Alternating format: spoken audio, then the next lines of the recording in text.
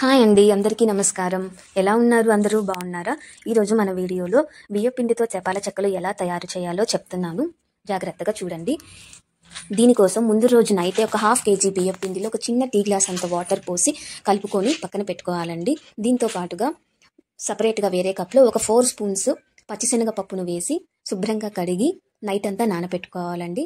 పొద్దున్నే లేచిన తర్వాత ఈ పిండిలో పచ్చిశనగపప్పు దాంతో పాటుగా ఈ వీడియోలో చూపిస్తున్నటువంటి అన్ని పదార్థాలు వేసి బాగా కలుపుకోవాలి.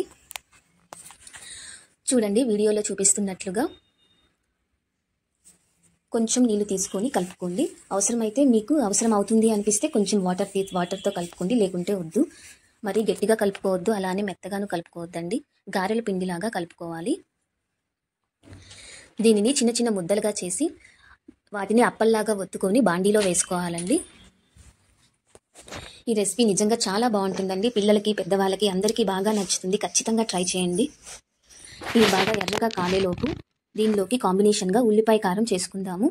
దీనికి ఒక ఉల్లిపాయ, 3 స్పూన్ల కారము, తగినంత ఉప్పు, కరేపాకు, జీలకర్ర వేసి మెత్తని పేస్ట్ లాగా చేసుకోవాలి. ఇందులోకి కాంబినేషన్గా ఈ చట్నీ మాత్రమే బాగుంటుందండి. ఇక వేరే ఏ చట్నీ కూడా ఇంత టేస్ట్ రాదు. ఈ చట్నీలో నెయ్యి లేదా వెన్న వేసుకొని తినండి. ఇదిగోండి, వీడియోలో చూపిస్తున్నట్లు ఇలా ఎర్రగా కాలిన తర్వాత ఇక తీసుకొని తినచ్చండి. ఇవి కొంచెం క్రిస్పీగా, కొంచెం మెత్తగా చాలా బాగుంటాయి. ఈ రెసిపీ మీకు నచ్చినట్లయితే